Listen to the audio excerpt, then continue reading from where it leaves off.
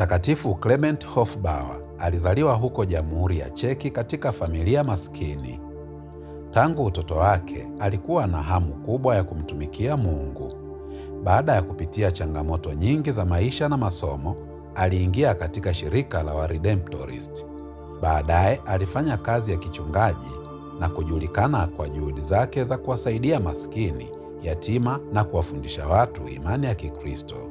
Kupitia mahubiri yake na sala na huduma kwa watu maskini, aliwasaidia wengi kumkaribia Mungu. Licha ya vikwazo na mateso kutoka kwa watawala wa wakati huo, aliendelea kwa ujasiri na uaminifu katika utume wake. Leo hii anakumbukwa kama mtume mkuu wa Waredemptorist katika Ulaya ya Kati na kama mfano wa uaminifu na upendo kwa maskini.